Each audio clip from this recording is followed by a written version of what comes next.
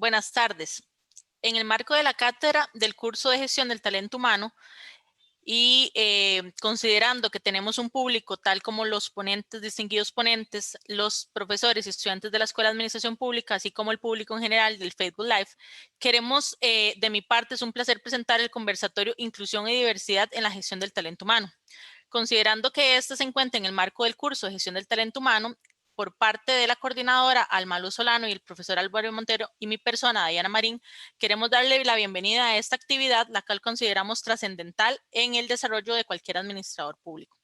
Tenemos como ponentes distinguidos a la señora Margarita Salas Guzmán, comisionada para asuntos relacionados de las personas LGTBI, es máster en Administración Pública por la Universidad de Harvard, licenciada en Psicología por la Universidad de Costa Rica y cuenta con 20 años de experiencia laboral en organizaciones de desarrollo a nivel nacional e internacional en temas de género, tecnologías de información y comunicación y economía social.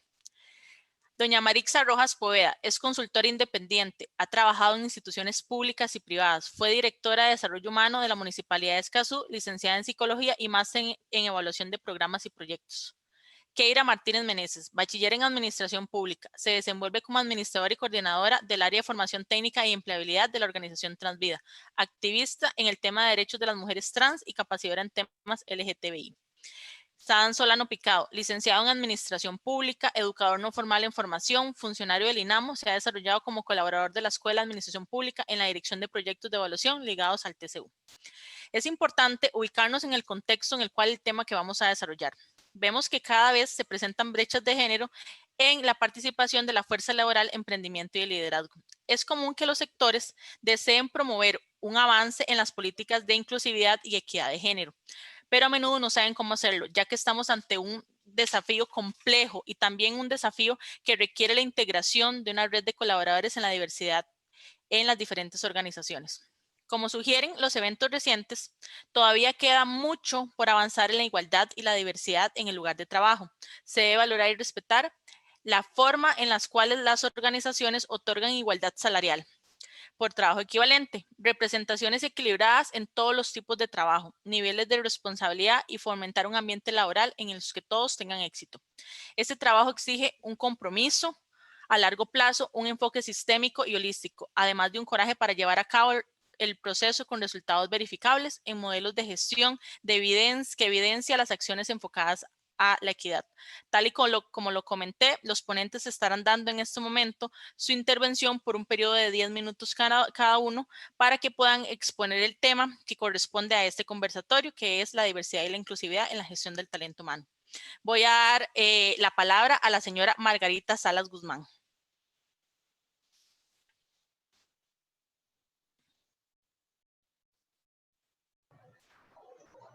Muchas gracias a quienes nos acompañan el día de hoy y gracias a la Escuela de Administración por organizar este espacio tan importante. Hace mucho tiempo, las orquestas estaban integradas casi exclusivamente por hombres. En ese momento, lo que se planteaba era que se trataba de que los compañeros tenían más talento para la música, más talento para el desempeño instrumental, y quienes estaban haciendo el reclutamiento argumentaban que ellos estaban escogiendo los mejores músicos, que no había otro criterio en juego. Y entonces se les ocurrió empezar a colocar una cortina entre quienes estaban haciendo la audición y quienes estaban desempeñándose. Entonces, de esta manera, únicamente podían escuchar la música que las personas estaban realizando. Llegaron tan lejos hasta de pedirle a las personas participantes que se descalzaran, porque el taconeo al ingresar las mujeres a hacer estas audiencias revelaba que se trataba de una mujer. Años después, con la incorporación de este tipo de mecanismos, de mecanismos ciegos para no ver a la persona que estaba audicionando, sino únicamente escuchar la música que esta persona estaba desempeñando, empezó a aumentar gradualmente el número de mujeres que se incorporaba a las orquestas hasta llegar a la paridad. En este momento las orquestas básicamente son 50-50, salvo por los puestos de dirección de las orquestas, que aquí no es posible introducir la cortina porque parte de la prueba de audición tiene que ver con ver a la persona conducir. ¿Y por qué traigo esto a la mesa? Porque muchas veces se plantea que se está contratando a las personas únicamente a partir de sus capacidades, cuando en realidad lo que está ocurriendo es que estamos viendo la presencia de sesgos inconscientes que hacen que contratemos a personas que se parecen más a nosotros y nosotras, y sesgos inconscientes que hacen que valoremos más positivamente a los hombres que a las mujeres. Eso tiene que ver con estar en un contexto social, y sabemos esto justamente por este tipo de pruebas, donde si la participante se le examinaba viéndola, sabiendo que era una mujer, no se le admitía; si nada más se escuchaba su música, sí se le admitía. Y esto es algo que ustedes probablemente habrán visto en estudios de caso con respecto a poblaciones racializadas también, ¿verdad? Cuando se considera que el currículum es de una persona negra, se evalúa diferente, así ese mismo currículum es de una persona que no es negra. Esto lo sabemos porque se han tomado los mismos CVs y se les han cambiado los nombres y algunas características para que sean más fácilmente asociados con una población u otra, y el desempeño es diferente. Es decir, la manera en que nos comportamos según la percepción que tengamos de quién tenemos al frente es diferente. ¿Por qué es esto importante? Porque la diversidad enriquece los espacios de trabajo, enriquece las juntas directivas. De esto tenemos amplia evidencia. Les recomiendo los estudios del 2015 de McKinsey Compañía y del 2016 del Peterson Institute for Economics, que ambos han documentado de qué manera tener una diversidad de personas, es decir, que las características sociodemográficas de quienes integran las juntas directivas y los puestos de mando sean diversos, enriquece a las empresas. ¿Y por qué? Bueno, porque las personas tenemos diferentes perspectivas de la vida y de las problemáticas según el lugar que ocupemos en el mundo, ¿sí? Entonces, la experiencia de vida de las mujeres y la experiencia de vida de los hombres es diferente. Y si a eso le vamos agregando otras variables, no es lo mismo como yo experimento el mundo si yo soy una mujer negra que si yo soy una mujer mestiza, si yo soy una mujer trans que si yo soy una mujer cisgénero, si yo soy una persona LGBTI que si no lo soy. Y esto quiere decir que mis percepciones del mundo son diferentes. Entonces, frente a una problemática, si todas las personas que están sentadas en la mesa tienen una vivencia similar del mundo, están equipadas con menos herramientas para ver ese problema desde diferentes perspectivas. Y resulta que la población general, es decir, la ciudadanía, los habitantes, las habitantes de este país, son diversos y diversas, y no son únicamente todos de el mismo grupo étnico, de la misma edad, del mismo origen, de la misma orientación sexual, de la misma identidad de género.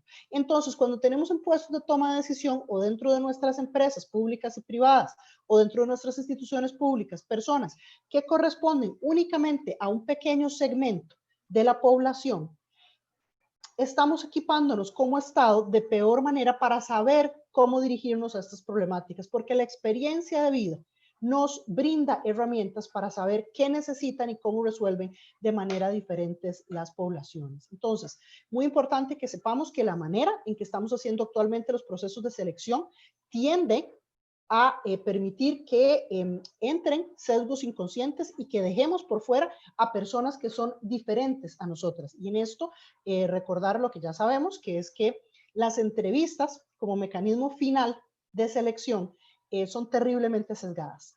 Son terriblemente sesgadas porque ahí entran a jugar todos nuestros prejuicios. Entonces, si hicimos un proceso de selección de personal medianamente objetivo, ponderando puntajes y demás para la selección de personal, pero todo eso va a concluir en una entrevista final de las 3 personas finalistas, sepamos que por definición ahí van a empezar a entrar a juzgar nuestros prejuicios y vamos a empezar a contratar a personas que se parecen más a nosotros y a nosotras. Entonces, es importante que tengamos claro la necesidad de introducir mecanismos que permitan generar mayor objetividad. ¿Y por qué es esto bueno? Porque permite que tengamos las personas más calificadas para los puestos. Y desde la perspectiva de la función pública, recordemos que estamos administrando recursos que son públicos. Y entonces está en nuestro interés hacer el mejor uso posible de esos recursos, y el mejor uso posible es tener a las personas con las mejores capacidades, pero además de paso evitar que estemos bloqueando personas LGBTI sencillamente porque no nos son familiares, porque no nos son cercanas a nuestros referentes. Entonces, ¿qué se está haciendo desde el Estado para trabajar algunos de esos temas? Bueno, lo primero es quizás el tema de la capacitación. Estamos en un ambicioso plan de capacitación al sector público que implica la capacitación por medio de un curso virtual al 90% del personal de todo el Estado. Y estamos entrando también en una segunda fase que implica una profundización de la capacitación a un 40% del personal priorizado por ser personal de atención al público o de puestos sensibles. Esto lo estamos haciendo por medio de una alianza intersectorial con la AED, con IVOS, con la Defensoría de los Habitantes, con Servicio Civil y también con el INA. Entonces, hemos creado una subdivisión, como ustedes saben, con la creación del puesto de comisionada de asuntos LGBTI, se crean también comisiones institucionales LGBTI en cada una de las instituciones del Estado. Entonces hemos dividido a esas comisiones en grandes sectores y esas comisiones están activamente participando en lograr que la enorme mayoría del personal de cada institución lleve este curso básico de sensibilización y de información en materia de derechos de la población LGBTI, pero además están trazando unos planes de capacitación y de sensibilización para el próximo año para profundizar en esta capacitación. Este es un primer paso, porque la realidad es que esto es un cambio cultural muy fuerte, ¿sí? Y el grueso de la población no necesariamente sabe qué quieren decir estas siglas de LGBTIQ, ni mucho menos tiene claro qué se necesita para poder brindar servicio de atención. Entonces, como parte de la gestión del talento humano del Estado, estamos haciendo estos procesos de capacitación y sensibilización. La segunda iniciativa sobre la que quiero llamar la atención es una iniciativa que ha estado liderada más bien por la AED, y la traigo a colación porque a pesar de que la mayoría de las empresas firmantes son empresas privadas, hay algunas empresas públicas aquí también, como Correos de Costa Rica, como la empresa de servicios públicos de Heredia y algunas otras. Pride Connection es un compromiso, hace un compromiso todos los años, ya este año lo están firmando unas 32 empresas, en el cual se firma una serie de principios que se llaman la Declaración de San José. En esos principios las empresas se comprometen a determinados principios de respeto por los derechos de la población LGBTI en su entorno empresarial. Pero lo que es interesante es que para poder firmar estos compromisos, cada empresa que firma tiene que desmenuzar cuáles van a ser sus compromisos concretos, al menos 3 compromisos nuevos cada año. Y entonces, para firmar al año siguiente, se revisa cuál fue el nivel de avance en esos 3 compromisos durante este año. Importante señalar que, por ejemplo, que en la firma de esta declaración de San José, tanto BLP como Cargill se están comprometiendo a tomar medidas para la inclusión laboral de personas trans en sus empresas. Y este es un punto que señalo como central porque es uno de los grandes pendientes que tenemos, la incorporación efectiva de población trans en el espacio de lo laboral. Hemos realizado iniciativas también para fortalecer las capacidades de la población LGBTI por medio del INA, por medio del MEP y por supuesto trabajando en conjunto con organizaciones como Transvida y con otras organizaciones LGBTI. Muy importante también recordar que tenemos la reforma procesal laboral. Entonces, esta primera parte de la que hablé son más las zanahorias, si se quiere, pero la otra parte, que es el látigo de la ley, en la reforma procesal laboral, como ustedes saben, se incluye la orientación sexual y la identidad de género dentro de los factores por los cuales explícitamente está prohibido discriminar. Y les puedo comentar que este año ya procesamos un caso de discriminación por orientación sexual en contra de una persona que pudo hacer uso de este instrumento para interponer y que se hiciera una sanción por escrito y una separación con respecto a la persona que la estaba discriminando. Entonces, bueno, vamos avanzando en comprender que los espacios laborales tienen que ser espacios seguros, y tienen que ser espacios seguros para todas las personas. Y esto puede parecer que estoy hablando un poco más de discriminación que de gestión del talento humano, pero es que no podemos hablar de gestión del talento humano y de inclusión en espacios que aún hoy día continúan siendo violentos para las personas LGBTIQ y para las mujeres. Y aquí, bueno, reconocer el enorme pendiente que seguimos teniendo para la incorporación efectiva de las mujeres en los espacios laborales en general, debido a las situaciones de acoso, de violencia y de discriminación.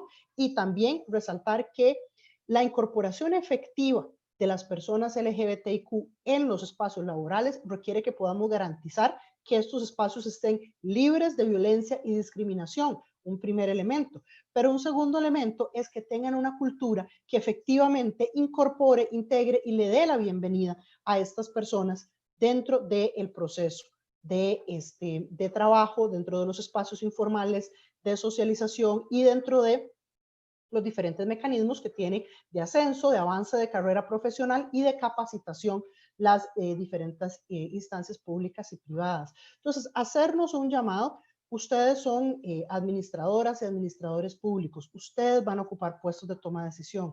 Ojalá cuando ustedes lleguen a esos puestos de toma de decisión, siempre desarrollen procesos que permitan gestionar el talento humano sin excluir a las personas a partir de su identidad de género, a partir de su orientación sexual. Y por supuesto que permitan la efectiva integración, porque si no nos estamos perdiendo una gran parte del talento humano.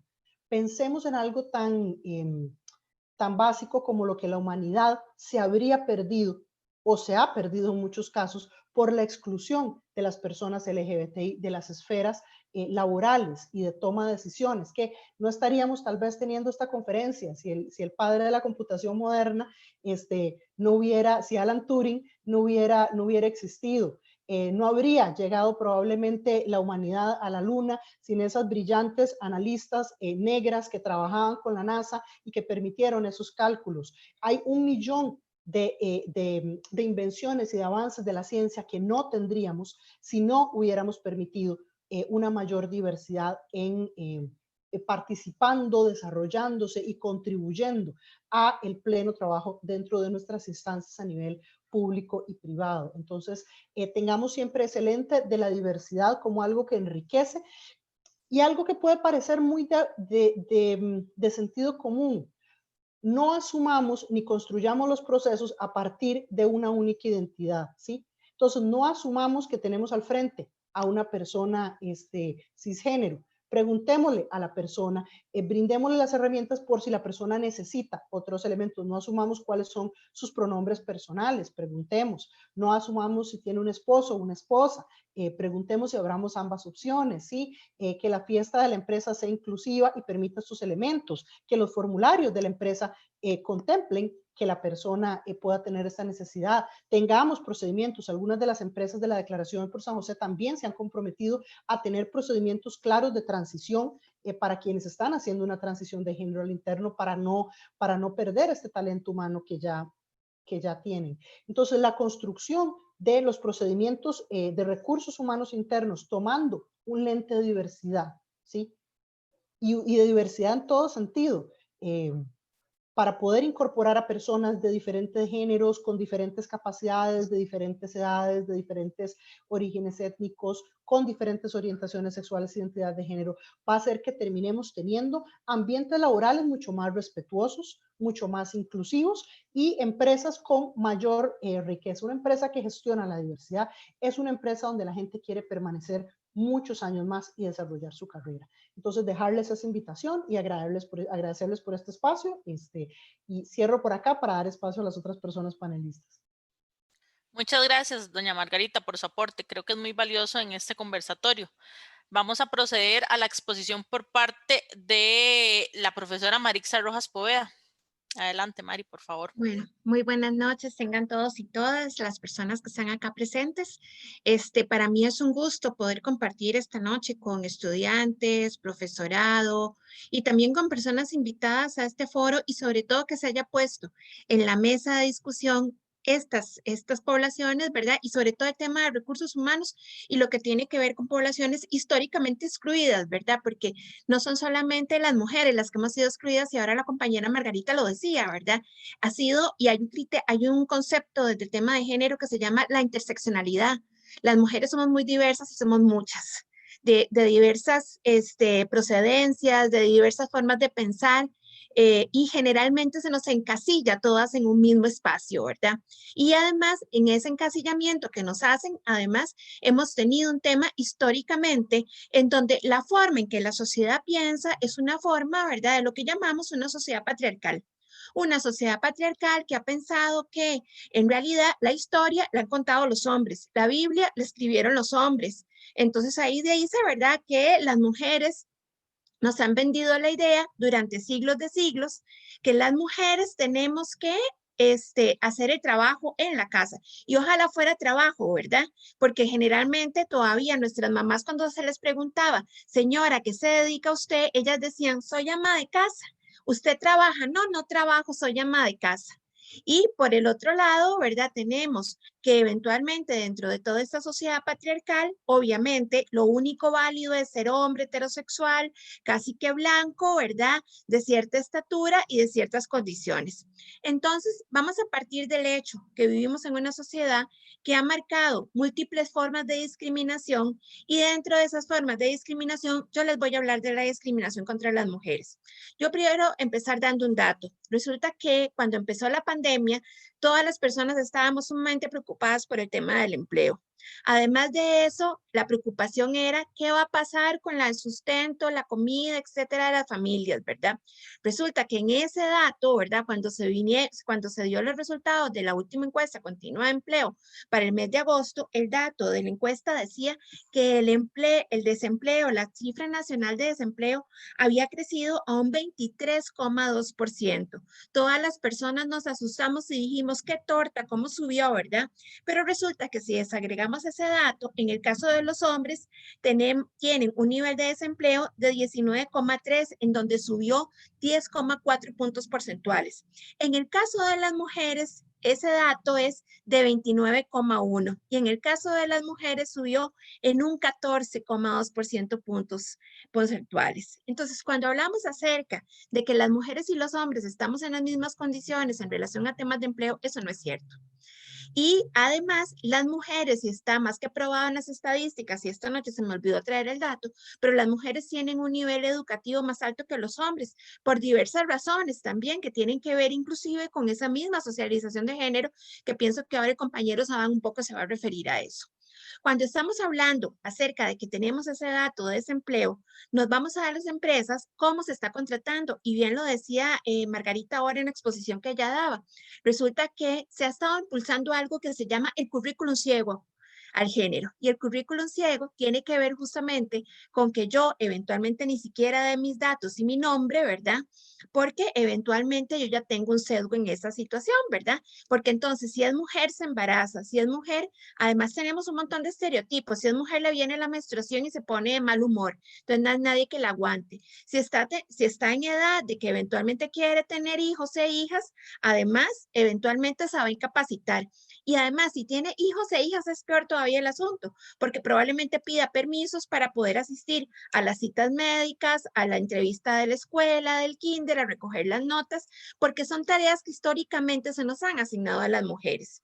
Entonces, generalmente en las empresas empleadoras, muchas de ellas dicen, yo prefiero contratar mujeres, pero es que ¿para qué vamos a contratar mujeres para puestos importantes y de toma de decisiones? Entonces, terminan contratando a las mujeres en puestos operativos y está probado aquí en Costa Rica y a nivel mundial que en este momento, y Costa Rica tiene un gran, ¿cómo es que se llama? Un gran reto, porque a pesar de que hemos avanzado mucho en el tema de los derechos de las mujeres, todavía hay un reto importante porque en los puestos en los cuales son de toma de decisiones y en los puestos en los cuales se gana mayor dinero, aunque la mujer y el hombre realicen el mismo trabajo, sobre todo en empresa privada, la mujer gana menos. Un día de estos me decía una muchacha que ella es ingeniera en computación y que estudia nanotecnología y que la empresa donde ella trabaja, que es una empresa súper especializada, los hombres hacen exactamente lo mismo a pesar y que ella, pero ella gana un 20% menos de lo que ganan ellos. Y además de eso, generalmente cuando ella lleva sus ideas a los espacios laborales, sus ideas son reducidas porque se dice que es mujer o le aplican otras técnicas, ¿verdad? Que tienen que ver con que ella, aunque está diciendo algo, ¿verdad? Otro compañero lo explica de otra forma y es validado por él y no por ella. Entonces, las mujeres históricamente también hemos tenido menos acceso a puestos de trabajo. En ese sentido, yo quisiera conversar acerca de una iniciativa que se ha venido dando en los últimos años a partir del 2015 y es el sello de igualdad de género, que ha sido promovido tanto por el INAMU como por el Instituto Nacional de las Mujeres y es un sello INTECO que lo que busca justamente es poder de gestionar una serie de acciones afirmativas para que desde las empresas y específicamente los departamentos de recursos humanos se puedan hacer acciones a favor de poder contratar mujeres. Y han habido historias muy lindas porque realmente las personas han ido comprendiendo que el hecho de ser mujer no significa que no pueda hacer los mismos trabajos que los hombres. Y sobre todo también con mujeres de bajos niveles de escolaridad. Una vez me contaban en una municipalidad a través de un trabajo que estábamos haciendo que llegaron tres personas para un puesto de un bajop, para manejar el bajop. Llegaron 2 hombres y una mujer. Cuando llegó ella le dijeron, disculpe, usted viene, es que aquí no estamos ocupando secretarias. Desde ahí estuvo el primer sesgo, ¿verdad? Y entonces le dice ella, no, si es que yo sé manejarlo, tengo licencia, ¿verdad? Cuando hicieron la prueba, ella fue la mejor. Además con toda la presión porque estaba toda la cuadrilla observando cómo ella le hacía y riéndose de ella. Sin embargo, al momento de tener que contratar, el ingeniero dijo, no voy a contratar una mujer porque además está bonita y no quiero comprarme problemas después de acoso sexual. Entonces, empezamos a ver una serie de discriminaciones. Entonces, el sello de igualdad de género como una propuesta de PNUD para América Latina, pero específicamente para Costa Rica, que se ha venido trabajando desde el año 2015.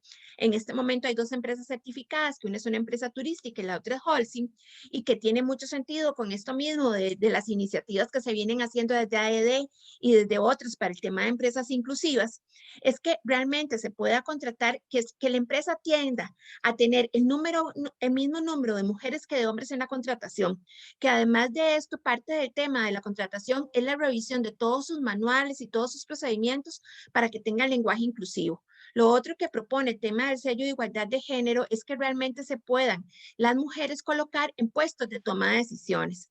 Para las personas y tiene una serie de situaciones, por ejemplo, el que las reuniones laborales se hagan en el espacio laboral y que no explique, por ejemplo, en gerencias, en donde convocan a una reunión a las 8 de la noche, para las mujeres todavía es más complejo.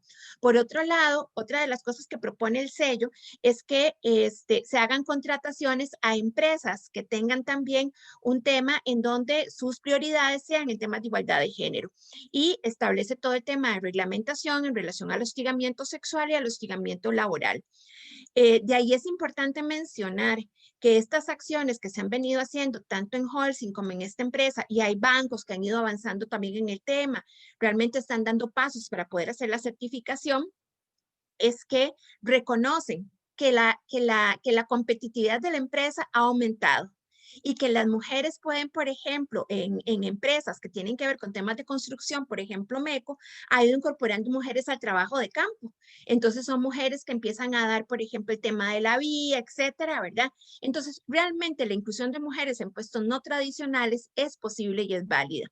Por otra parte, yo nada más quiero cerrar la exposición con un tema, y es que en la pandemia, específicamente con el tema de teletrabajo, tenemos que tener mucho cuidado, porque en temas de teletrabajo, y eso es un tema de recursos humanos, las mujeres fuimos las que salimos perdiendo. ¿Por qué? Porque resulta que el discurso de quédate en casa es un discurso que nos han vendido a las mujeres toda nuestra vida.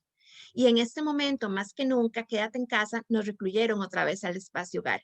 Y entonces tenemos a la pobre madre que está haciendo teletrabajo y el chiquillo, la chiquilla brincando y diciendo que por favor le ayude con la tarea. Tenemos al chiquillo o a la chiquilla reclamando un espacio porque la mamá está ahí en el espacio laboral y él o ella no entienden que la mamá tiene que trabajar. Entonces, la mamá con sentimientos de culpa. La próxima pandemia tendríamos que ponerle cuidado porque anda por un tema de la salud mental de las mujeres. ¿Qué pasa con la salud mental de las mujeres después del espacio de pandemia? Y esto es un tema que recursos humanos, unidades de recursos humanos desde las instituciones deberían de tomar en cuenta. Muchísimas gracias. Gracias, Mari. Creo que es un aporte excelente el que acabas de darnos. Ahora procedemos a escuchar a la señora Keira Martínez Meneses. Adelante, Keira. Muy buenas tardes, tengan todas, todos y todes. Primeramente agradecer el espacio y déjenme iniciar el cronómetro por aquello que hable mucho, yo así. Bueno, primeramente voy a empezar esta exposición con una experiencia personal. Yo soy oriunda de Limón, soy limonense de nacimiento. En la provincia de Limón tuve la oportunidad de sacar mi bachillerato, digamos que en una lucha, en una estira y encoge con mi familia, con la sociedad estudiantil y también en ese momento con mi forma de ser, pues era el momento en el que yo estaba pasando por mi transición hacia el ser una mujer trans. Entonces, habían distintos factores que en ese momento pues me estaban afectando. Igualmente logré sacar mi bachillerato y mi idea era salir de Limón, venirme para San José, precisamente antes de, en una primera instancia, terminar con mi transición, con mi proceso, y a la misma vez, pues, encontrar una mejor opción, decía yo en ese momento, de trabajo y de estudio que me permitiera, pues, desarrollarme como persona trans y también como profesional. Llego a San José y inmediatamente me encuentro un trabajo en el cual me toleraron una transición precisamente porque iba dirigida por estos métodos de argollita que muchos utilizamos. En ese momento duré 1 año y medio trabajando como cajera de un peaje en el que ahora, por cierto, es la carretera, la ruta 27. En ese momento, pues, venía precisamente la concesión de la carretera y era necesario demoler el peaje. Entonces, pasó mi periodo de 1 año y medio y entonces fui liquidada del lugar. Cuando esto sucede, ya yo estoy supremamente avanzada en mi transición y llego al momento, pues, de enfrentarme nuevamente, pues, a la búsqueda de un trabajo, ¿verdad? De la creación de un currículum, de la entrega, de la asistencia a entrevistas y demás. Pues pueden imaginar que todo esto prácticamente fue una ruta de amargas espinas y de agresiones para mi persona, porque en cada entrevista fui discriminada, fui excluida, fui minimizada por mis capacidades. Y principalmente fui ridiculizada en muchos momentos en estos entornos por el hecho de que precisamente incurrí en espacios inseguros para una persona, y precisamente pues no iba para nada preparada en ese momento. Entonces es aquí cuando me doy cuenta que inclusive después de tener en mis manos un título de bachillerato de secundaria, pues yo no era candidata idónea para ninguna empresa o para ningún otro espacio, puesto que la forma en la que yo me veía, la forma en la que yo me expresaba, era el obstáculo principal por el cual yo no podía acceder a un bienestar como este. Es aquí cuando lamentablemente me dirijo hacia una ruta crítica del comercio sexual, muy difícil para mí tomar la decisión de ejercer el comercio sexual, más en este momento no lo descarto y más bien lo recalco como una experiencia que me ha favorecido y me ha marcado tanto como ser humano, como persona, como mujer. Inmediatamente estando inserta en el comercio sexual, pues no me rindo, por decirlo así. Encuentro en mi camino a la Asociación Transvida, me uno a ella en su fundación desde el año 2009 y acá comienzo pues otro proceso de empoderamiento y de búsqueda de una opción que me hiciera salir del comercio sexual en el cual estaba en ese momento. Ahora se ha convertido en la única bolsa de empleo formal para personas trans, para mujeres trans en específico en el país de Costa Rica. Hemos incursionado, nos ha costado luchas sociales, políticas, pero nos han posicionado ahora actualmente como la organización referente en temática trans. Y eso nos ha permitido llegar a compañeras, a formarlas, a educarlas, a intervenir en sus vidas de una forma directa e indirecta y dar una atención completamente integral en el área educativa, en el área de salud, en el área de la misma incidencia política, en este aspecto por las personas migrantes también. Y la asociación misma se ha abocado precisamente a salvar, como en ese momento me salvó a mí, y me convirtió en este momento en una profesional, ya que logré cursar la carrera que todos ustedes están cursando en este momento. Y bueno, creo que fue una experiencia, aparte de maravillosa para mi persona, creo que fue también una experiencia de crecimiento personal y de crecimiento colectivo, porque al ser una de las personas pertenecientes a mi población privilegiada que logra tener acceso a la educación superior, creo que para mis compañeros en ese momento, y bueno, bueno, y no solo para mis compañeros, para profesores también, creo que era una experiencia extraoficial, ¿verdad?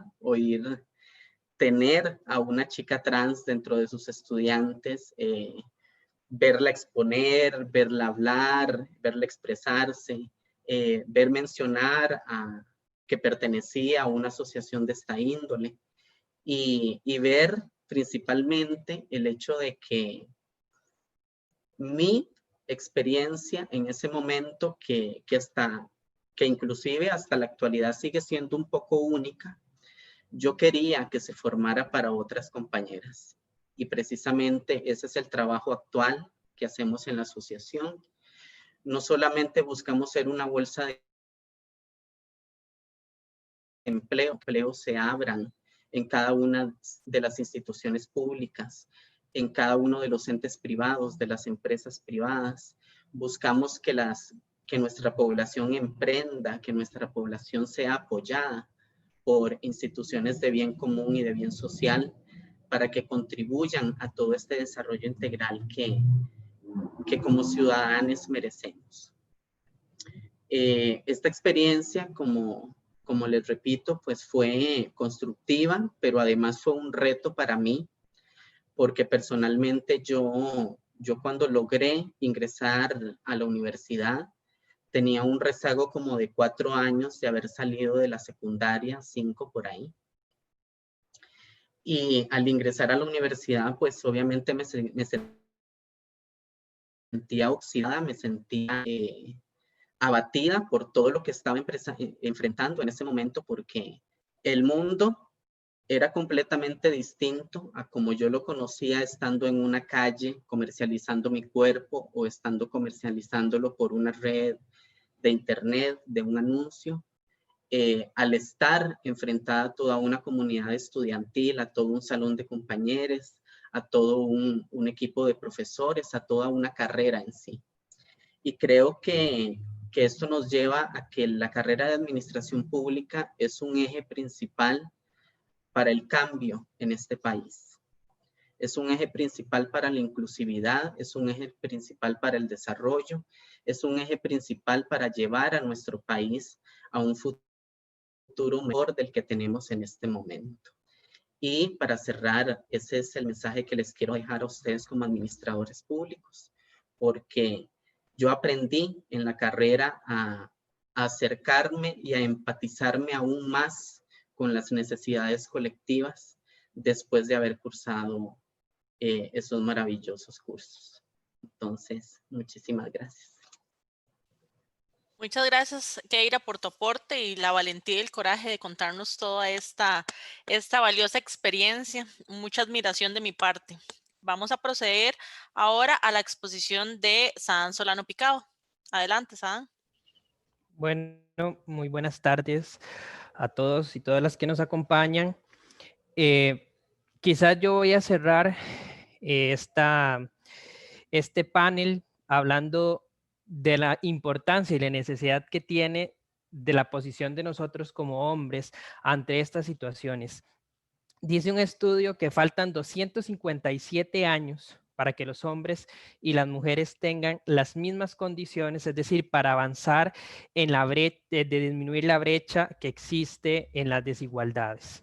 Esos datos son preocupantes porque, como lo ha dicho Margarita, lo expresó Maritza y lo está diciendo Keira, a quien aprecio mucho, y creo que Keira, que fue mi compañera de universidad durante 4 años, y sentir el vivir de la experiencia de Keira y la discriminación que puede sufrir dentro de la misma academia también nos lleva a nosotros a reflexionarnos que aún así, estando en la Universidad de Costa Rica, aún existen patrones de estereotipos que llevan hacia una discriminación perpetuados por personas que necesitan una concientización. Es quizás ahí donde quiero tocar un tema muy importante sobre la masculinidad, ¿verdad? Entonces, el definirse o el definir la masculinidad como ese conjunto de atributos, valores, comportamientos y conductas que son características de los hombres, que la sociedad le ha incluido al hombre, porque por ser hombre tiene que comportarse, ¿verdad?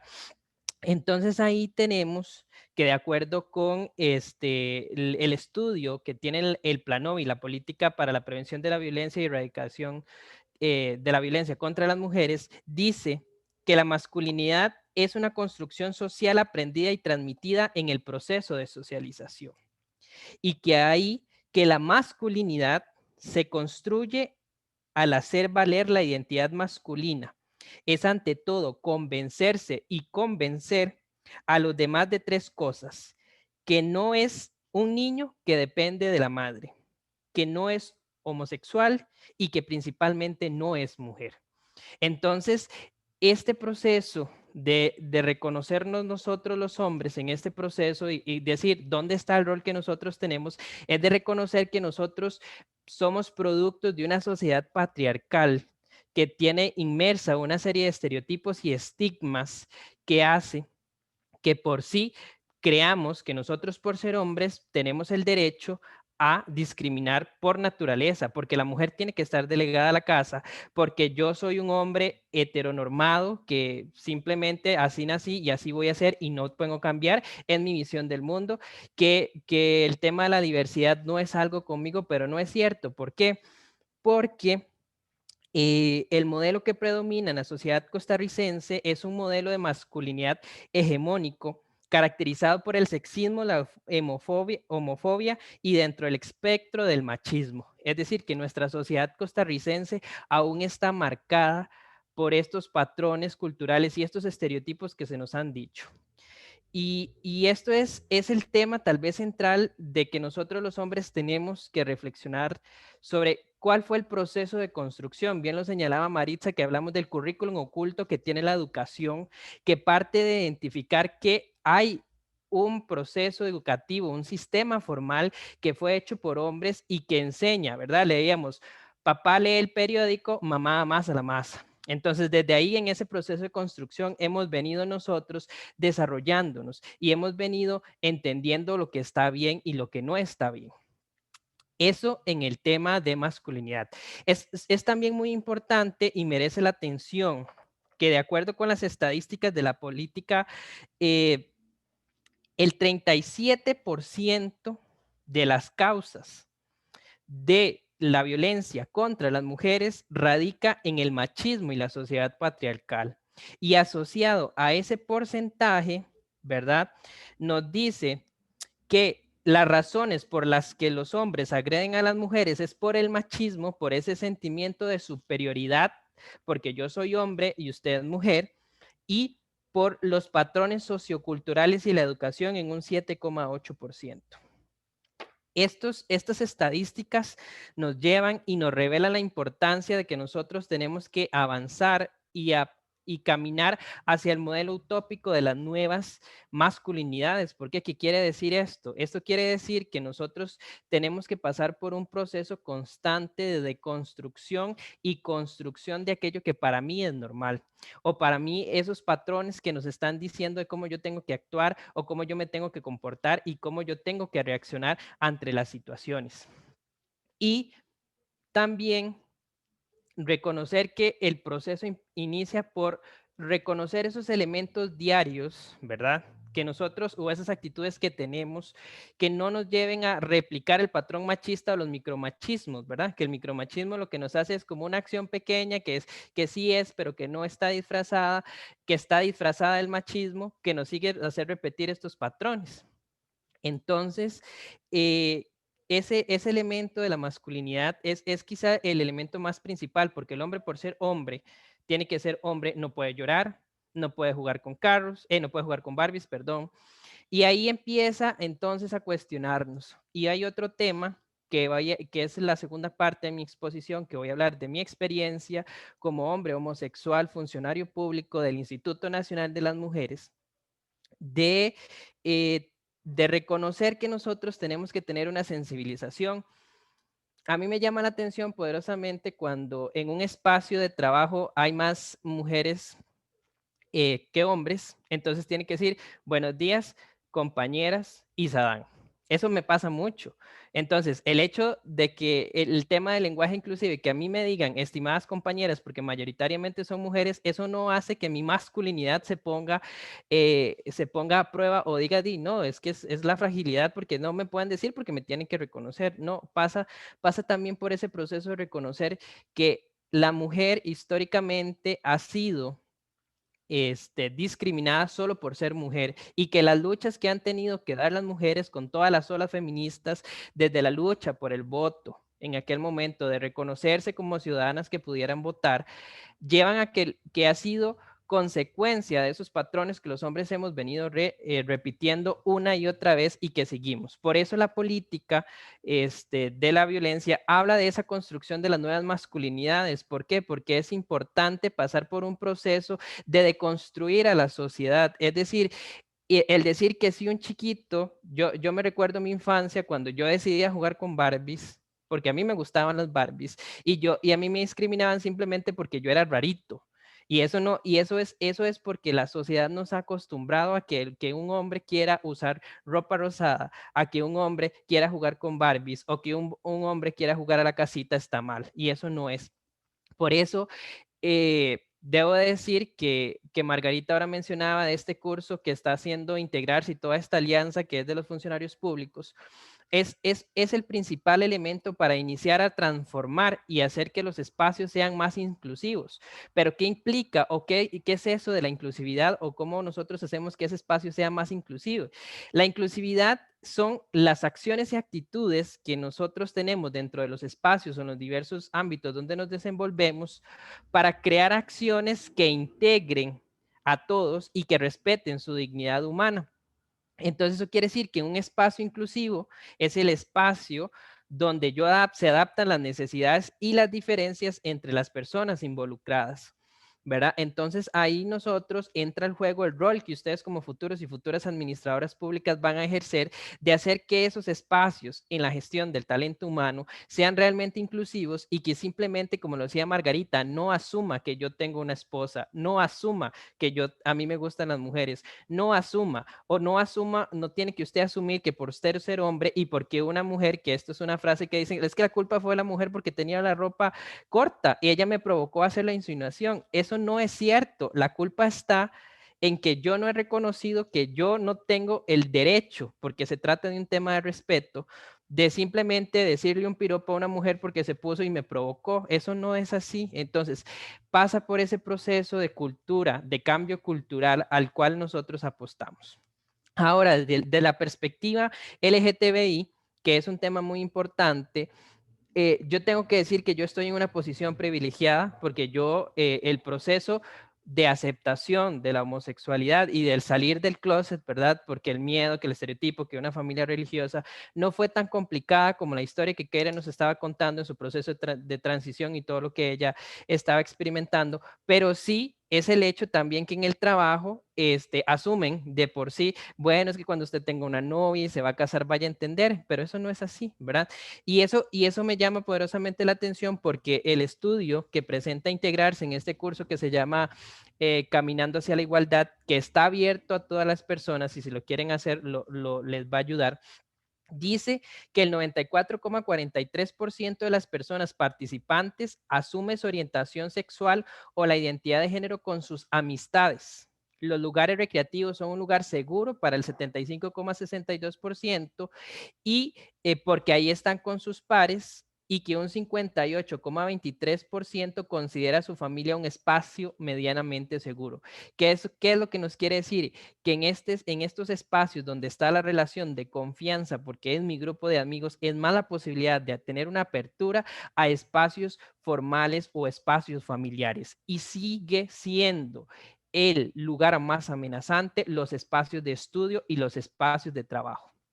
Entonces, seguimos estando, que yo lo sigo insistiendo, que estos son los retos que tenemos de transformar el sistema educativo para hacer que ese estigma de la UCR, ¿verdad? Porque todos sabemos, son chancletudos, son homosexuales y son comunistas, por abrazar los principios de la diversidad. Y eso es parte de la formación que nosotros tenemos que tener como personas. Una formación que se abra a reconocer que es una cuestión de respeto porque somos personas independientemente de su identidad de género, de su preferencia sexual, si es hombre, si es mujer, y de nosotros depende no replicar esos patrones.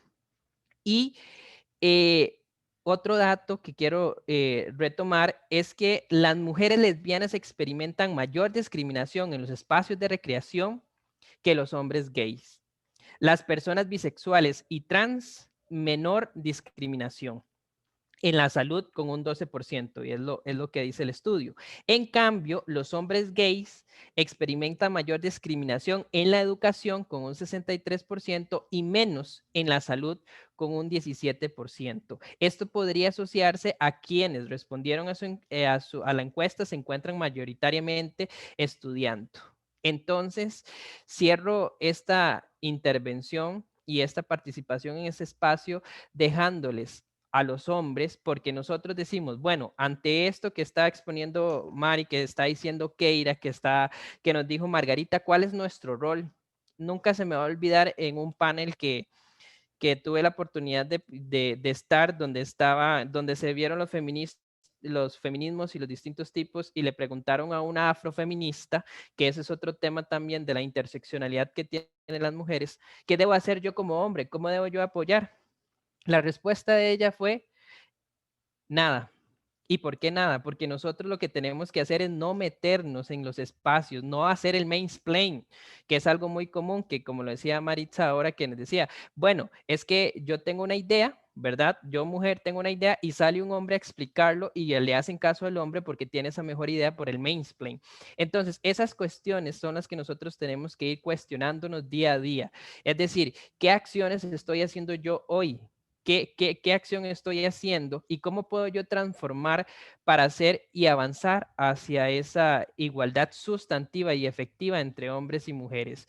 Porque se trata de reconocer que nosotros somos agentes de cambio y tenemos en nuestras manos la potestad de decidir si seguimos repitiendo el patrón que la sociedad nos ha heredado o si simplemente ponemos un alto y decimos no hasta aquí.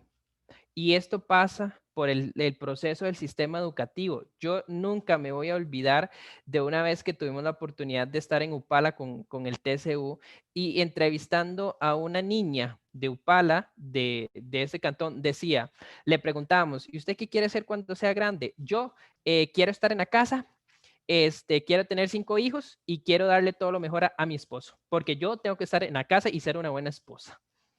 Entonces, eso es impactante porque estamos hablando de que también la discriminación no es lo mismo, la discriminación en las zonas centrales a las zonas periféricas, ¿verdad? La teoría centro-periferia, que hace que también tendremos que llevar esas condiciones por igual a todas las personas. Entonces, mi experiencia en el estar en el INAMU siendo hombre y que siempre me digan ¿cuál es su experiencia estando en el INAMU? Usted, hombre, trabajando ahí con las feminazis, conceptos incorrectos que no se tienen que utilizar, es el aprender y el sensibilizarse con el que el día a día usted convive con muchas mujeres de diversas edades y que usted tiene que aprender a respetar y a valorar esas conductas, esas características que usted está haciendo para no replicarlas. Y ustedes como futuros y futuras administradores públicos, que pueden ser ministros, que pueden ser presidentes ejecutivos, hay que reconocer que somos iguales y tenemos que tener políticas que vayan en esa línea. Un tema interesante que fue el tema del teletrabajo también.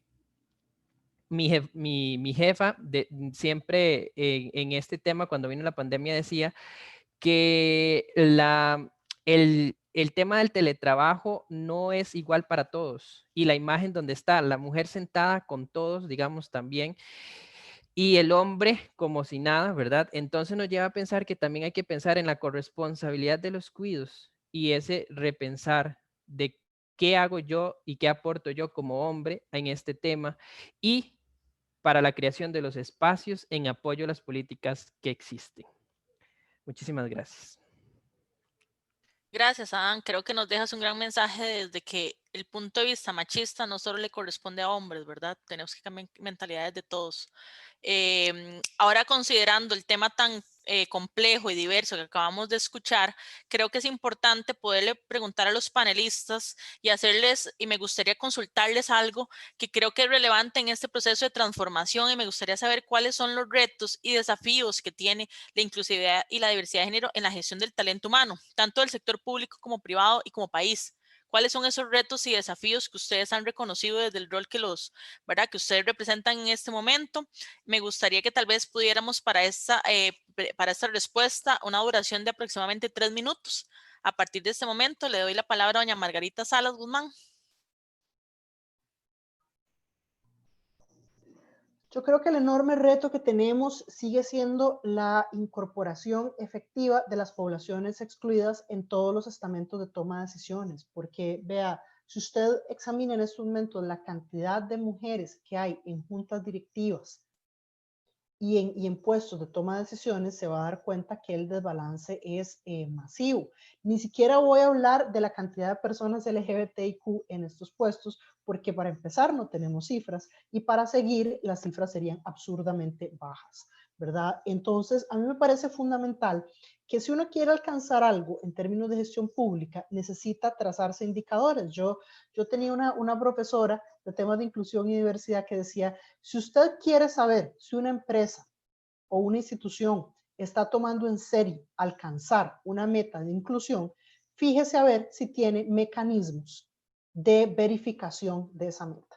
Fíjese a ver si hay alguna manera en la empresa o en la institución de medir eso, porque si no hay nada con lo cual se mida, si no es parte de la estrategia de negocio o de la estrategia institucional de los indicadores anuales, entonces realmente a esa entidad no le interesa alcanzar esa meta, porque sin indicadores no tiene manera de saber si está caminando en la dirección adecuada, pero además eso quiere decir que no le está dedicando recursos, eso quiere decir que no hay nadie pendiente de ese avance. Es decir, si nosotros estamos hablando en serio sobre alcanzar paridad en el caso de las mujeres, entonces tracémonos indicadores claros que nos permitan decir en cuánto tiempo queremos tener cuántas mujeres en esos espacios de junta directiva. Coloquemos cuotas, veamos las diferencias. Estados Unidos no coloca cuotas para la participación política de mujeres y pasaron 100 años hasta que pudieron elegir la primera vicepresidenta, ¿verdad?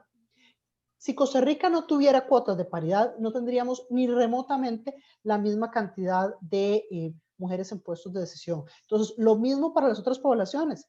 Si estamos diciendo que queremos la incorporación plena de personas trans en los espacios laborales, tracémonos una cuota. ¿A cuántos meses plazo? ¿A cuántos años plazo ese porcentaje? 10% de los puestos. Hagamos reservas, hagamos un cupo laboral trans como existe en otros países. Pongámonos serias y serios sobre la incorporación, porque aquí se ocupan medidas afirmativas. Si no, no hay manera. La cosa sigue siendo cuesta arriba y entonces seguimos nada más con un discurso bonito de avanzar en capacidades y colocamos a las personas en una situación muy frustrante, que es la de que tienen cada vez más capacidades, pero siguen sin poderse insertar efectivamente en el mercado laboral. Y esta es la situación que enfrentamos las mujeres cis, en menor medida y en mucho mayor medida las mujeres trans, ¿verdad? Entonces, mi llamado es a que tomemos acciones afirmativas, a que tracemos indicadores y a que dediquemos los recursos que se necesitan para transformar esta realidad. ¿Y por qué? porque odiar en abstracto es mucho más sencillo que odiar en concreto. Cuando ya yo tengo más compañeros y compañeras LGBTI, cuando ya yo tengo más compañeros y compañeras trans, cuando tengo más compañeros, más mujeres en el espacio de trabajo, yo empiezo a entender las necesidades y las realidades diferentes de estas poblaciones. Entonces, es algo que es beneficioso per se. Tener más gente de diferentes espacios es beneficioso porque me va a permitir a mí como entidad pública empezar a saber a dónde están los límites y a dónde están los fallos de mis políticas y mis recursos y cómo tengo que adaptarlos para que esa población se sienta plenamente a gusto y se pueda desarrollar.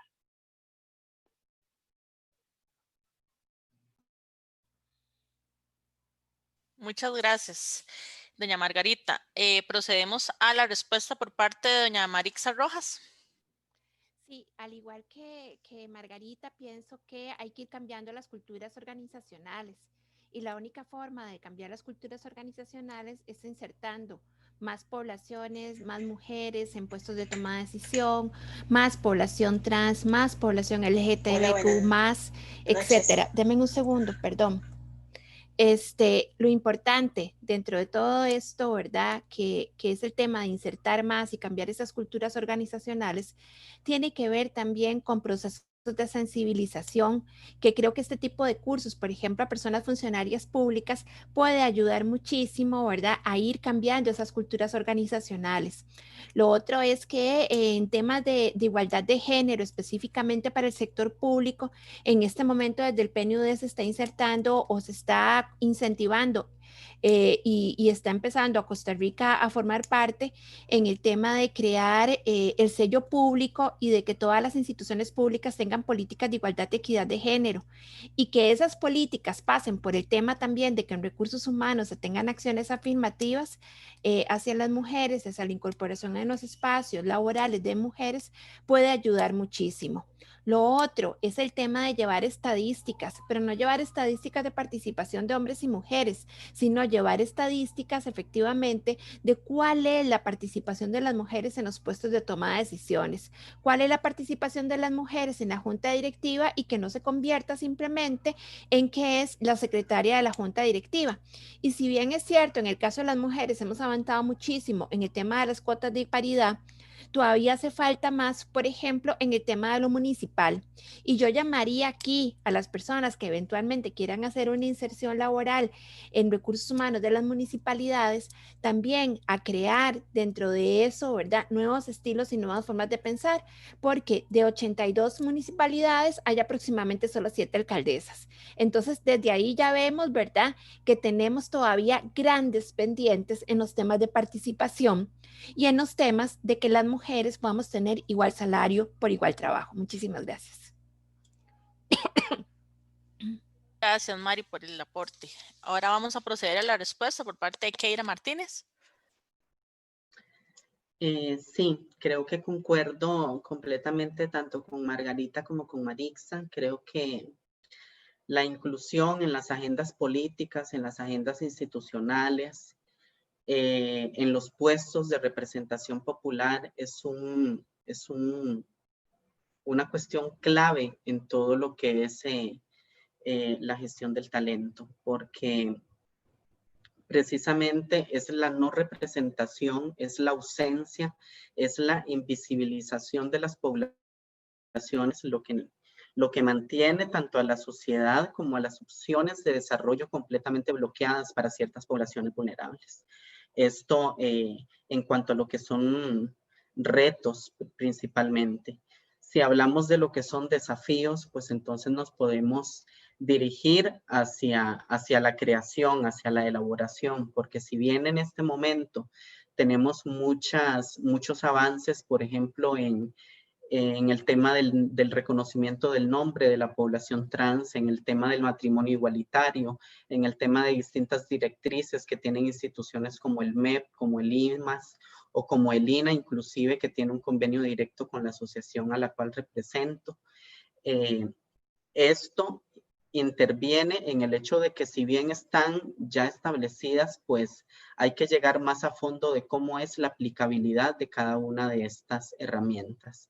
y además también interviene lo que es el reconocimiento del sexo, que es uno de los temas en los que nos vamos dirigiendo a luchar, también en el reconocimiento del cupo laboral. No sé si alguno de ustedes ha visto alguna noticia, pero recientemente en este año en Argentina se aprobó vía decreto de ley el 1% del cupo laboral trans. Entonces, precisamente en esa dirección vamos acá, y como asociación y como rumbo en incidencia política tenemos todas esas vistas en el horizonte. Entonces, todos estos son desafíos que se nos presentan a raíz de que tenemos aún una sociedad no sensibilizada y a raíz de que tenemos un aparato estatal todavía patriarcal. Gracias, Keira, por el aporte de la respuesta. Ahora damos el espacio a Sadam Solano para que nos explique. Yo creo que yo nada más quiero aportar, porque concuerdo con Margarita, con Keira, con Maritza, que vamos a ver que los retos están centrados en estos temas de capacitación, concientización y todo lo que está, y que también parte de que esto no se vuelva una cultura por hacerlo, ¿verdad? Porque entonces, ¿qué es lo que pasa? Entonces que ahora yo por estrategia de marketing quiero tener el sello, pero internamente hago todas las condiciones y no lo tengo, ¿verdad? Sino que tiene que ser espacio, porque yo nunca me voy a olvidar, digamos, de estos procesos. Por ejemplo, cuando yo estuve en Agentes de Cambio, teníamos a Samantha, que Keira la conoce, que nos contaba, ellos tienen una línea de divulgación de capacitación para personeros de fuerza pública, y se enfrentaban a hombres que decían, yo estoy aquí porque me obligan, pero igual siempre voy a tener las mismas condiciones. Entonces, escuchar eso es algo que a uno lo hace repensarse entonces que efectivamente eso tiene que pasar por la conciencia de la importancia que tiene, ¿verdad? Y no solo en ese sentido, sino en el sentido formativo, desde los currículums que se crean y del diseño que se hace de las estructuras de formación y capacitación que se tienen. Otro de los grandes desafíos es que las comisiones que crea el decreto 38689, si no me equivoco el nombre, que es el número, que es el de las políticas de discriminación en las instituciones, que no sean que tenemos que hacer por hacerlo, ¿verdad? Porque lo que pasa es que si seguimos en eso de que de ahí es que hay un decreto y lo hago porque me obligan o que tengo que hacerlo, no va a trascender más allá de hacerlo por obligación, y eso tiene que pasar por el proceso de concientización de la importancia que tiene y de los beneficios que tiene, porque el costo de la desigualdad es alto y hay estudios que miden el costo económico de lo que implica la discriminación en estos temas, en los temas de género, en los temas de diversidad sexual. Y por último es que las personas y ustedes, chicos y chicas estudiantes que están en el conversatorio y lo que nos están viendo, lleven este chip dentro de ustedes y se gradúen, para que cuando lleguen a las instituciones y se enfrenten, porque se van a enfrentar a las barreras de que no se puede, no, porque yo sigo así, porque tengo 30 años de hacerlo así, porque ese tema no me gusta, hay que seguir dando la lucha para eliminar esa barrera e implementar el tema.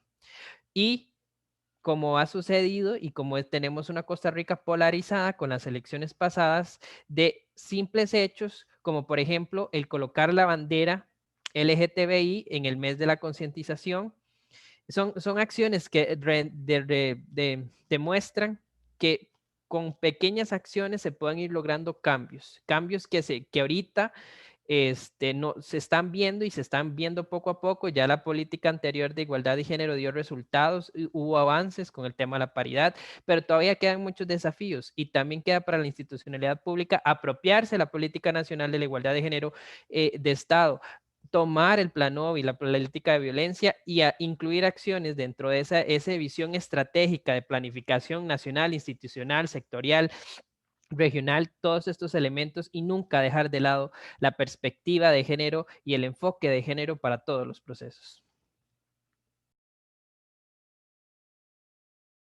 Gracias a Dan y a todos los panelistas o todas las panelistas específicamente. Muchas gracias por la participación y ahora voy a abrir la posibilidad de que estudiantes por medio del Facebook Live, por medio de participaciones aquí de manera ordenada, podamos hacer un espacio de preguntas. Por lo general, unas preguntas, este espacio dura unos 10 minutos entre pregunta y respuesta. Por lo tanto, si tienen una pregunta, les solicitaría pedirme la palabra. Creo que ahí tienen para colocar las manitas, si no, Diego, que me indique, o para poder ir dando la palabra de manera ordenada de acuerdo a los participantes. Voy a empezar a abrir la sesión de preguntas. Tengo una mano levantada de Rebeca Chavarría en este momento. Vayan colocando las manitas para yo poderlas ir coordinando lo de las inclusiones de ustedes. Adelante, Rebeca. Sí, bueno, buenas noches. Primero agradecerles muchísimo por el espacio. Creo que lo hablábamos como la última clase, justamente de lo importante que es, ¿verdad?, como generar este tipo de espacios en la escuela, ¿verdad? Tengo bastantes preguntas, pero voy a limitarme a tal vez una para cada panelista. Doña Margarita mencionaba algo sobre las comisiones LGTBIQ+ en las instituciones públicas, ¿verdad?, que surgen como a partir de este nombramiento de una comisionada LGTBIQ en la Casa Presi, ¿verdad? Entonces, por ahí, tal vez no sé si le gustaría como, pues, me gustaría saber como un poco más sobre el tema, ¿verdad? ¿Cuál es el proceso? ¿Cuáles instituciones sí, cuáles no, verdad? Si está estipulado ahí como algún tipo de marco normativo, creo que están mencionadas en el decreto, ¿verdad? Pero tal vez como saber un poco más sobre el tema. Para doña Maritza Rojas, me gustaría saber cómo cree usted que se pueden como aumentar la cantidad de profesoras, digamos, que hay en la escuela, sabiendo que históricamente en la universidad, digamos, y también en ciencias económicas, que es la área que nos compete, han habido mayor cantidad de profesores hombres, ¿verdad?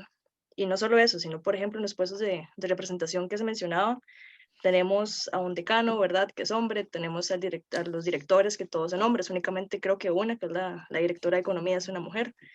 Incluso las subdirecciones también, ¿verdad? Muchas veces son hombres, entonces por ahí, como qué se puede hacer para invertir estos datos.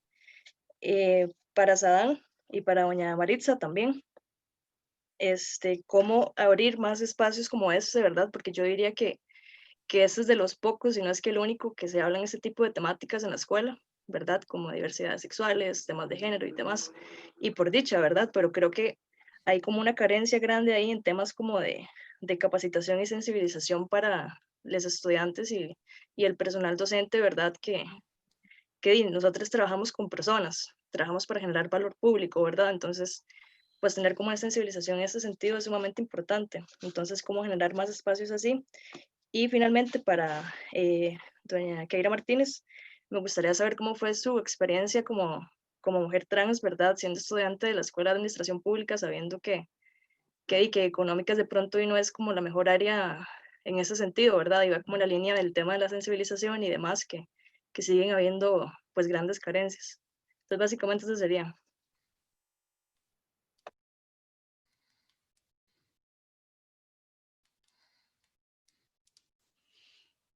Muchas gracias, Rebeca. Vamos a proceder de manera ordenada. Primero doña Margarita, después doña Marixi Sadán y dejamos a Keira de último, ¿les parece? Para ir haciendo las respuestas.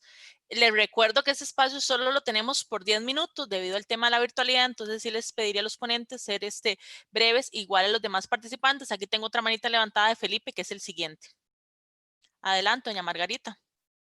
Sí, el decreto presidencial crea 3 figuras simultáneamente. Crea la figura del comisionado o comisionada presidencial para asuntos LGBTI, crea la figura de las comisiones institucionales LGBTI y crea la figura del Consejo Consultivo. El Consejo Consultivo es un espacio de organizaciones de sociedad civil en el cual se da la coordinación con, en este caso conmigo, con la comisionada. Las comisiones existen en todas las entidades estatales. En todas las entidades estatales hay en cada una comisión LGBTI que está conformada por alguien que representa el despacho del máximo jerarca, por alguien de recursos humanos, alguien de asuntos jurídicos y por personas propiamente de la población LGBTI que se hayan querido unir dentro de la institución, pero sí tiene al menos esas representaciones y tiene en el decreto, pueden ver definidas las funciones, es el decreto 38.999. y ahí le plantean las funciones claramente a las diferentes comisiones en cada una de las entidades. De todas las entidades públicas, todos los ministerios, todas las desconcentradas, todos tienen comisión LGBTI. Muchas gracias. Ahora procedemos a la respuesta de Marix y de Sadam, por favor. A ver, la universidad no escapa de esta situación, ¿verdad? Creo que habría que también replantearse el tema de cuotas en la universidad y de que las mujeres nos empoderemos más para llegar a esos espacios también. Pero también muchísimas veces la misma institucionalidad como que nos juega un chance ahí, ¿verdad? Entonces yo sí diría que parte del tema es que tenemos que empezar a cambiar el tema de la cultura universitaria y de abrir más espacios en términos de cuotas, porque vos tenés toda la razón. Realmente es un tema pendiente y a pesar de que se ha avanzado en el tema de cuotas a nivel nacional, no hemos avanzado en el tema de cuotas a nivel universitario. Entonces, si hay un director, que haya una subdirectora, por ejemplo, para ir también cambiando los patrones culturales. Y eso es un pendiente que tiene en este momento la Universidad de Costa Rica. Muchas gracias. Yo tal vez quiero decirle a Rebeca que cómo abrir estos espacios. Creo que la Universidad de Costa Rica se ha caracterizado por la semana digamos, que es la celebración en el mes del orgullo, de tenerlo, pero que es una iniciativa de los y les estudiantes. Entonces, ¿qué quiere decir esto? Que, a ver, el tema de cómo lo hacemos, ya es el segundo año que tenemos esta conferencia en este curso. Eso lo que quiere decir es que nosotros mismos tenemos que empezar a crear esos espacios y empezar a concientizar. Por ejemplo, de ver una escuela que se pronuncie o una escuela que celebre el mes del orgullo, por así decirlo. Acciones simples, conversatorios sencillos para empezar a ver el tema del género, cuotas, los comités que se conforman para defensas de TFG, que pueda estar igual condición de hombres, igual condiciones de mujeres. Los espacios tenemos que empezar a generarlos. Es necesario hablar del tema, es necesario capacitar a los docentes, ¿verdad? Keira, voy a utilizar tu ejemplo de que cuando en un curso no le dijeron Keira, sino la llamaron por el nombre que no la representaba. Entonces, esa clase se conmocionó de un nivel que dijo, la sangre, ¿qué pasó? ¿Verdad? Entonces, es decir, son acciones mínimas, pero tenemos que empezar a generar espacios de conversación, espacios de traer especialistas, por ejemplo, en el tema de género, o sea, hacer espacios más continuos de reflexión en los cursos, que el tema empiece a transversalizarse en los programas de todos los cursos, porque todos los temas tienen que tener esa perspectiva desde la parte educativa, tiene que tener una forma de diseño que se estructure tomando en cuenta los paradigmas educativos, de qué enfoque estamos partiendo, cómo vamos a abordar esa clase, cómo podemos hacer una actividad donde se toque el tema del género. Entonces, desde ahí creo que la Asociación de Estudiantes es un espacio muy importante también, la representación estudiantil, y porque la representación estudiantil tiene voz y tiene voto en una asamblea de escuela. Entonces, desde esos espacios es que hay que empezar a negociar para ir abriendo los espacios y también con espacios de diálogos. La escuela siempre ha estado muy abierta a escuchar a los estudiantes. Entonces, es plantear la necesidad. Necesitamos estos espacios porque ustedes como futuros y futuras administradoras públicas van a llegar a las instituciones y van a encontrarse con estos temas. Casi me digo yo como nosotros como estudiantes, pero yo soy egresado, tengo el título, soy estudiante de educación no formal, pero eso pasa por reconocer la importancia que tiene el tema. Y me encanta ver estudiantes, por ejemplo, Rebeca, que dijo, me interesa mucho este tema de la inclusión y cómo lo vamos a abordar, porque eso también desafía a los docentes a que en sus planes y programas del curso incluyan actividades de sensibilización.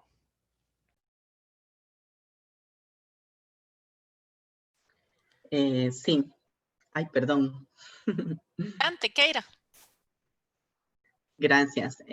Bueno, Rebeca, creo que voy a definir mi proceso con dos frases. La primera sería al principio del inicio de mi carrera, pues más que un reto, y al finalizar, digamos, los últimos cursos de licenciatura, pues mucho más positivo de lo que esperaba.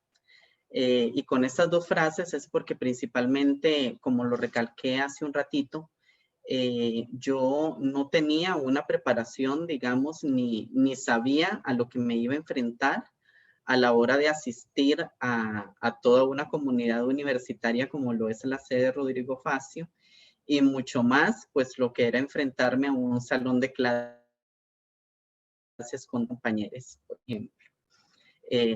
Igualmente fue muy difícil la adaptación en el primer año, más que todo. La inclusión, la adaptación, más que todo el hecho de saber qué esperar de las personas, porque vos no sabes si vas a esperar un buen gesto, si vas a esperar una buena frase, o si por el contrario te vas a esperar con una mirada despectiva o con una frase despectiva, o con actuaciones que sencillamente hasta en la actualidad pues se entienden, porque el ser humano a todo lo que no conoce, todo lo que ve extraño, pues está esto del miedo, del misterio, ¿verdad? Pero igualmente esto conlleva a una agresión por la persona de quien lo recibe, puesto que no está preparada para entender este contexto y esta situación.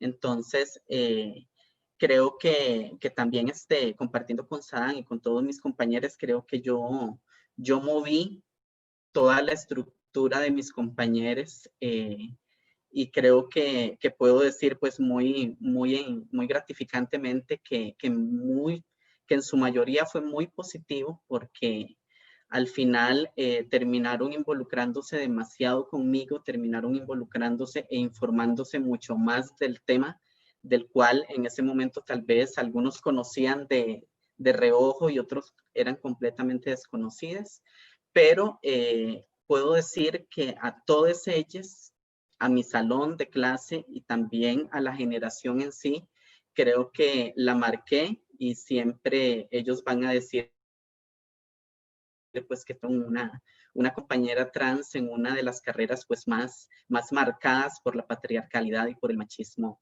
en este momento, y que, como dijo Marixa, pues no estamos exentos de eso.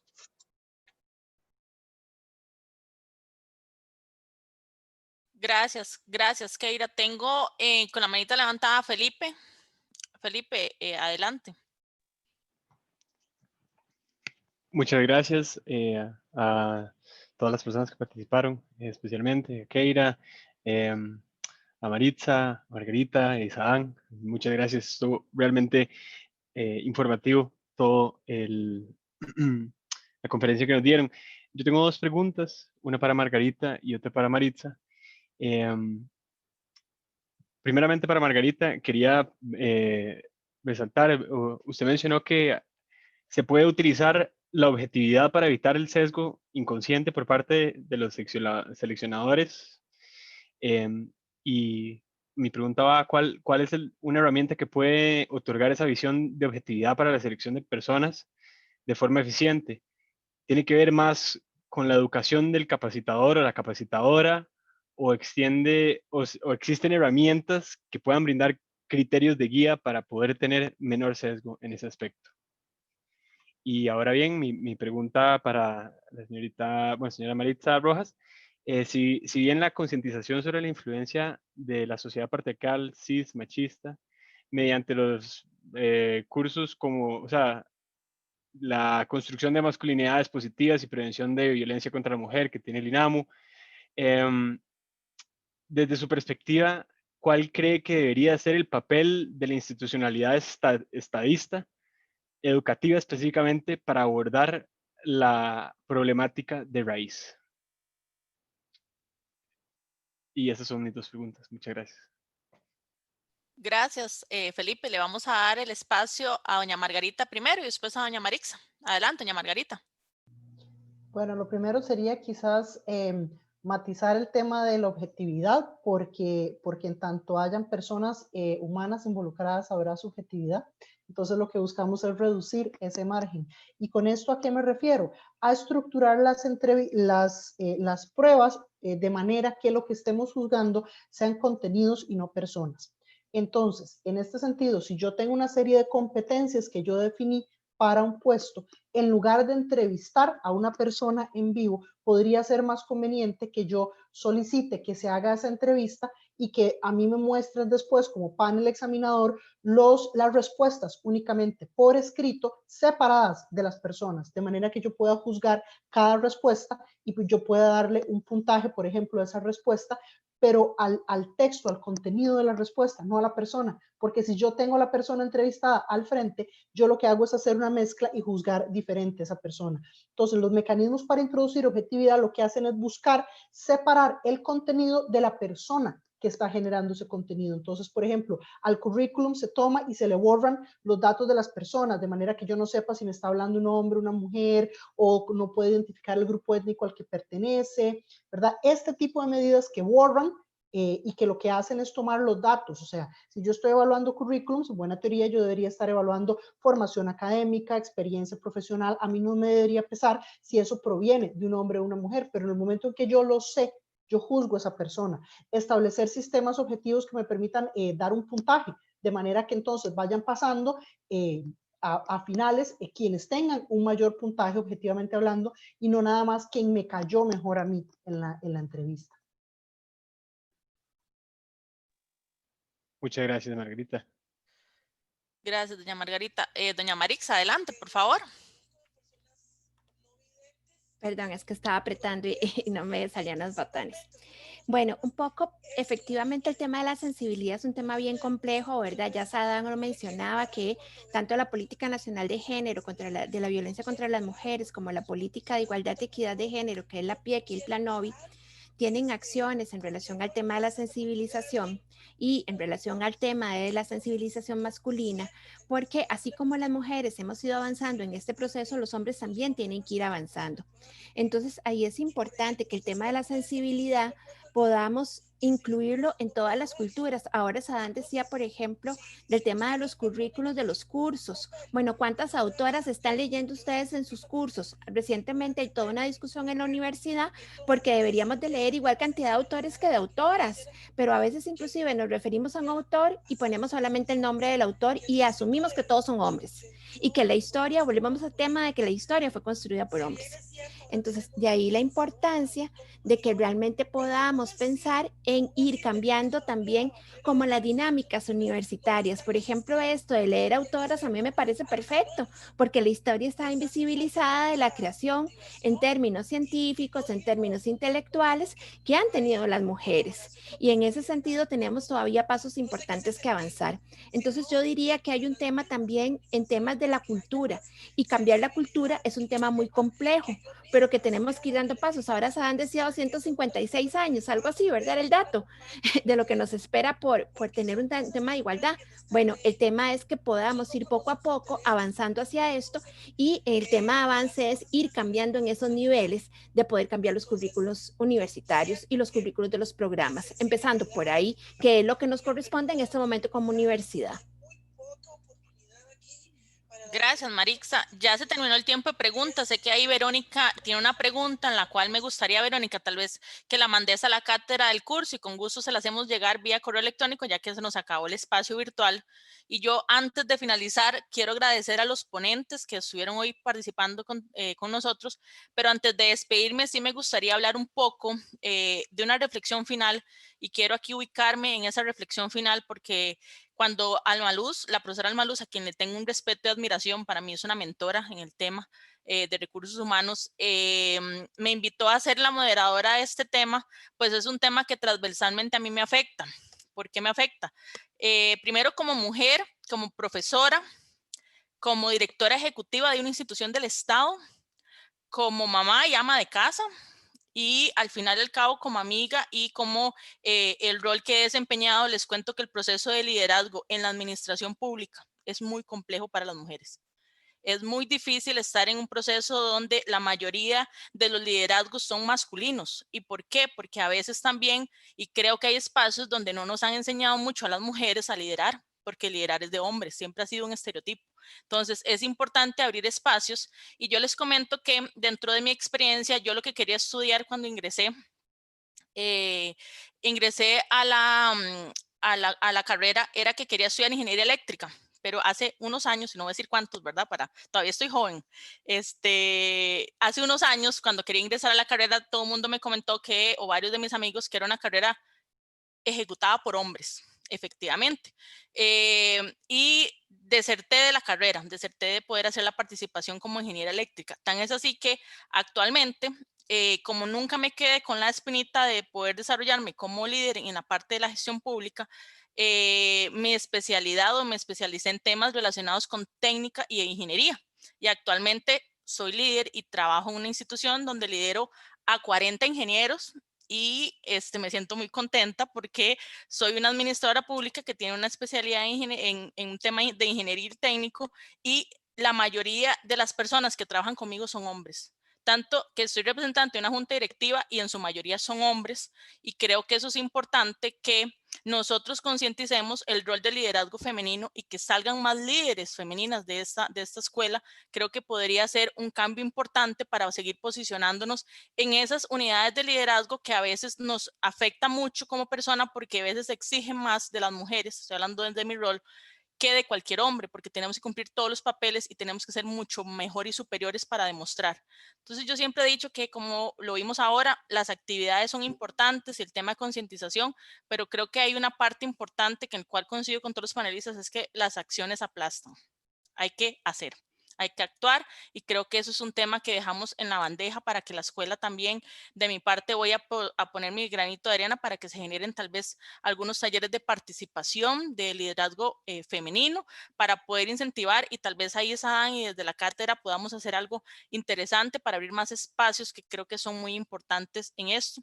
Yo esperaría que pasen los años y como dice Sadán, ojalá que algún día ya no hablemos de esto y que lo que seamos es que estemos contratando personas competentes únicamente. La verdad es que me quedo con esa reflexión. Muchas gracias. Me siento privilegiada de haber moderado una actividad con personas de tan alto nivel y con estudiantes que sé que van a ser o que son el futuro de nuestro país. Y esa sería la reflexión final. Muchas gracias por el acompañamiento también a los público del Facebook, que ahí estuvimos con varios comentarios muy positivos. Y a los estudiantes, muchas gracias y buenas noches a los panelistas. Muchas gracias a Dan, doña Marixa, Keira y doña Margarita. Muy amables por el tiempo que nos compartieron. Muchas gracias a todos. Gracias, buenas noches. Buenas Muchas noches. gracias a todos.